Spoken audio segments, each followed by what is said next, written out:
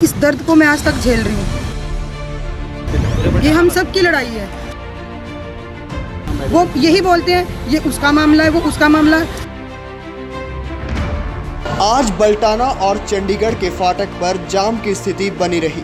प्रताप सिंह राणा की अगुवाई में बल्टाना वासियों व व्यापार मंडल ने आरयूबी के लिए अपनी मांग के लिए धरना प्रदर्शन किया व जमकर चंडीगढ़ प्रशासन के विरुद्ध नारेबाजी की। यहाँ पे बहुत बड़ी ट्रेजेडी हुई थी इसी फाटक की वजह से। यहाँ इतनी भीड़ थी कि मेरे हस्बैंड की मौत हुई इस फाटक पे, मतलब लड़ाई की वजह से उनका मर्डर हुआ। मतलब ज़रा सी बात थी, गाड़ी के साथ गाड़ी टच कर गई थी। मेरी स्कूल की गाड़ी है, तो इस दर्द को मैं आज तक झेल रही हूँ। ये लड़ाई राणा जी की नहीं है, ये हम सब की है। ये हम सब की लड़ाई है। हम इसीलिए उनके साथ हैं। मेरा एनजीओ है एक लक्ष्य जज्बा जीत का, तो मैंने इसीलिए उनका हम साथ दे रहे हैं। वो कल से अनशन पर बैठे हैं, कोई भी नहीं आया चंडीगढ़ प्रशासन की तरफ से। उनको शर्म नहीं आती। वो क्या करते हैं, उन्होंने झूठे वायदे किए कि हम सब करेंगे, मगर कहाँ वो अंडरपास बना ही नहीं। 2 साल हो गए, फिर दोबारा वो अनशन शुरू हो गया। मगर कल से कितने घंटे हो गए, ना उस इंसान ने, 2 इंसान वहाँ बैठे हैं, ना पानी ना कोई खाना, मगर उनको कुछ भी, उनकी आंखें खुलती ही नहीं है। वो आंखें बंद करके क्यों बैठे हैं? उनको देखना चाहिए कि एक इंसान सब इंसानों के लिए लड़ रहा है। वो यही बोलते हैं ये उसका मामला है, वो उसका मामला है। यार ये जो ये पंजाब है, ये क्या इसमें आती नहीं? पूरी इंडिया की कैपिटल है ही नहीं, कहीं है ही नहीं, या फिर पंजाब को उड़ा ही दो। प्रताप सिंह का कहना है कि पिछले काफी समय से यहाँ हालात दिन प्रतिदिन बदतर होते जा रहे हैं। ट्रैफिक की समस्या बढ़ती जा रही है और फाटक लगने की स्थिति में जाम लग जाता है, जहाँ अक्सर गाड़ियों के टकराव से एक्सीडेंट होना आम बात है। वहीं मारपीट और लड़ाई झगड़े का कारण बनता है। अब कुछ समय पहले ही एक शख्स को ऐसे ही मौत भी हुई है। हमारी तो जी एक सूत्रीय मांग है। 2 साल पहले भी इसी मांग को लेकर मैं अनशन पर रायपुर कला में बैठा था। उस समय के तत्कालीन जो हमारे अतुल शर्मा जी एसडीएम थे, वो घटनास्थल पर आए। उन्होंने हमसे आग्रह किया कि आप धरना खत्म कर दीजिए।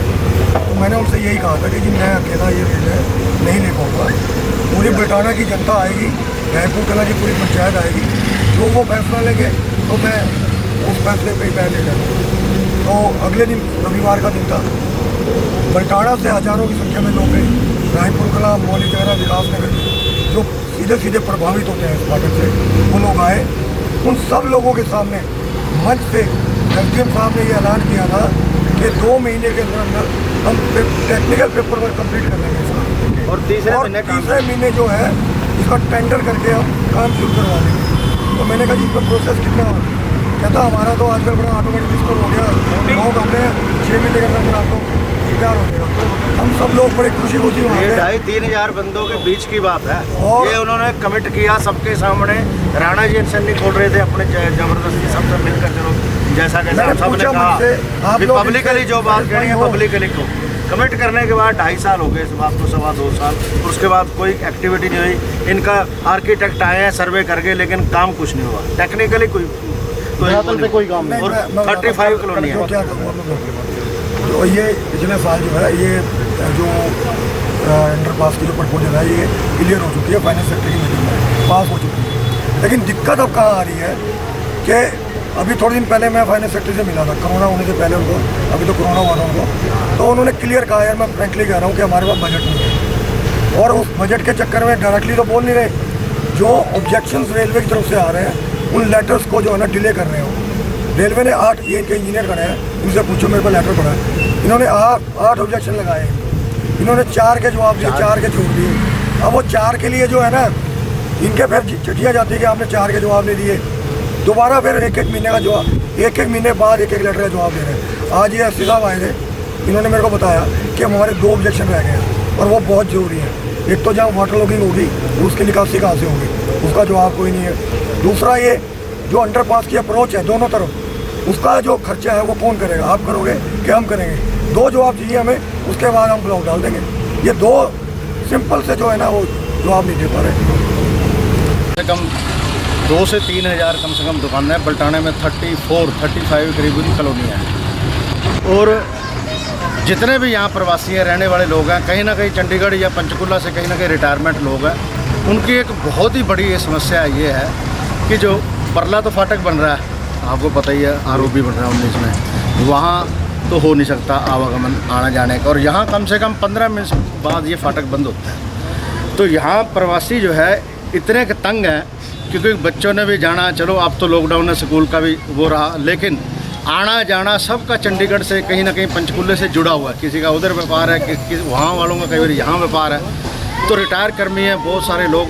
तो इतनी बड़ी समस्या का सामना करना पड़ता है, करीब घंटा यहाँ जाम लगा रहता है। 15 मिनट बाद फाटक, अगला पिछले वालों का नंबर आता है, फिर फाटक बंद हो जाता है। तो ये समस्या बनी हुई है।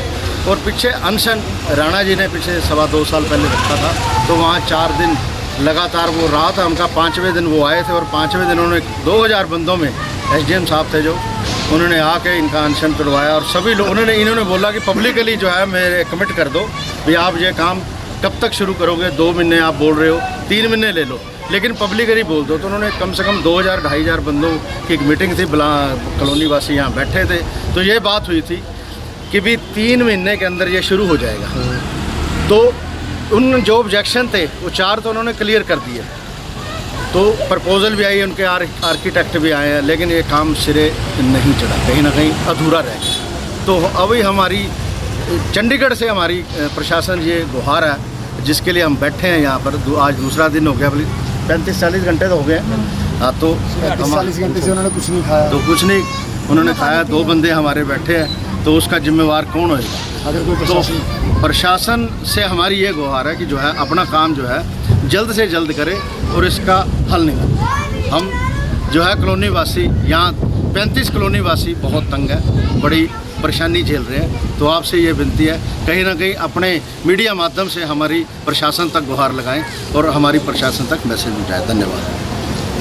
और इस बीच ये भी तो आए थे रेलवे वाले, इन्होंने क्या बोला था? रेलवे वाले आए हैं, ये बैठे रहे हैं, हमारी तरफ से तो क्या हो ये रेलवे वाले ये कह रहे हैं जी कि आप अनशन बंद कर दो, और चंडीगढ़ प्रशासन का सारा इशू चंडीगढ़ प्रशासन का ही है जी।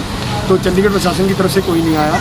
ये हमें हमारा जो अनशन है वो तोड़वाने के लिए आए थे कि आप छोड़ दो, क्योंकि आप रेलवे की जगह पर बैठे हो, पर ये चंडीगढ़ एडमिनिस्ट्रेशन की जगह है जहाँ पर हम बैठे हैं। और लोगों ने हमें बोला है कि इकट्ठे होकर वहाँ बैठो जहाँ पर लोगों को पता लगे कि आप किस लिए बैठे हो। हम साइड में बैठ रहे थे। जो हमारा मेन मुद्दा था कि कोई ज्ञापन लेकर हमारे से चला जाए चंडीगढ़ एडमिनिस्ट्रेशन का, हम उनको 1 महीने का टाइम दे रहे थे, बट कोई भी चंडीगढ़ एडमिनिस्ट्रेशन का बंदा यहाँ नहीं आया। उसके बाद पब्लिक ने बोला कि यहाँ पे अपनी जगह चेंज करो, हमने जगह चेंज कर ली, वहाँ पर हम बैठे हैं। तब से राणा जी अनशन पे हैं और हम उनके साथ हैं। यहाँ मैं हरमिलाप नगर फेज़ 2 का ही वासी हूँ, मेरा नाम राजकुमार है, और बिल्कुल नज़दीक रहने के कारण ट्रैफिक जाम रहता है।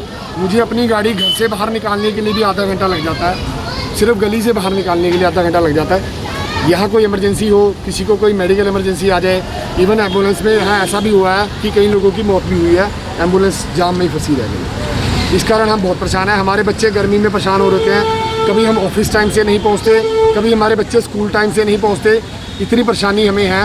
नियर बाई फाटक के रहने के बावजूद भी और चंडीगढ़ के नज़दीक रहने के बावजूद भी चंडीगढ़ एडमिनिस्ट्रेशन को, जो रिटायरमेंट गुलशन जी ने बोले रिटायर पर्सन यहाँ रह रहे हैं, 60 साल उन्होंने सेवाएं दी हैं चंडीगढ़ को, रिटायर वहाँ से हुए हैं, टैक्स भी दिया है सरकार को। आज सरकार का हाल ये है कि हम परेशान हो रहे हैं, पर कोई सुनवाई नहीं हो रही। आज तक एक सिंगल बंदा भी यहाँ पे नहीं आया पूछने के लिए कि पुलिस का अधिकारी भी नहीं आया कि यहाँ पर हो क्या रहा है। बात को है, उन्होंने बताया कि हमारा जो प्रोसेस है इसके बारे में मैं ये कहना चाहूँगा कि जो प्रोसेस है 100 ऑलरेडी किया गया है हमारे डिफरेंट जो डिपार्टमेंट्स हैं उनके, एंड इसके अंदर कुछ जो भी टेक्निकल या जो भी चीज़ का रिक्वायरमेंट होगा, whether it is finalisation of drawing और एनीथिंग, वो कंसर्न विभाग से कोऑर्डिनेट करके उस प्रोसेस को जल्द से जल्द एक्सपेडाइट कराकर जो अभी आपने देखा उनके सामने काफ़ी हॉट है सोशल डिस्टेंसिंग के बारे में, और you going to take some action against?